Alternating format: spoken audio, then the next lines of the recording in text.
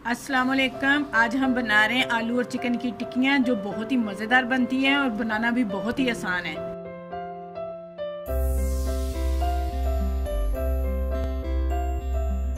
चलिए बनाना शुरू करते हैं।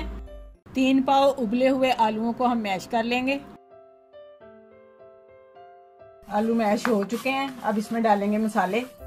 काली मिर्च 1 टेबलस्पून, नमक 1 टेबलस्पून, धनिया पाउडर 1 टेबलस्पून, गरम मसाला 1 टेबलस्पून, 2 टेबलस्पून धनिया बारीक कटा हुआ, 1 अदद प्याज बारीक कटी हुई, 3 अदद हरी मिर्च बारीक कटी हुई, अनारदाना 2 टेबलस्पून, 1 पाव चिकन उबला हुआ, इसके रेशे किए हुए हैं। अब इन सारी चीजों को मिक्स कर लें। इसको हमने अच्छे से मिक्स कर लिया है। अब हम इसकी टिक्कियां बनाएंगे। इनको जरा अच्छे से गोल कर लें, इसके रेशे बाहर ना निकले। टिक्कियाँ हमारी तैयार हो चुकी हैं। अब इसे तवा फ्राई करेंगे। 2 हमने अंडे लिए हैं, इनको फेंट लेंगे।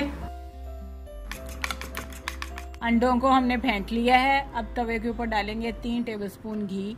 अब टिक्कियों को अंडे में बारी बारी डिप करके तवे पे रखते जाएंगे। इसी तरह हम सारी टिक्कियों को हल्की आग पर फ्राई कर लेंगे। तकरीबन 1 से 1.5 मिनट तक इसको फ्राई करेंगे। टिक्कियों को दोनों तरफ से अच्छी तरह से फ्राई कर लें। जब कलर गोल्डन ब्राउन हो जाए तो टिक्कियां तवे से उतार लें। ये टिक्कियां बहुत मज़ेदार बनती हैं। चाय के साथ इस्तेमाल कर सकते हैं, डिनर में, लंच में, चाइनीज राइस के साथ भी खा सकते हैं। टिक्कियां तैयार हो चुकी हैं। अब हम इसे डिश आउट करेंगे।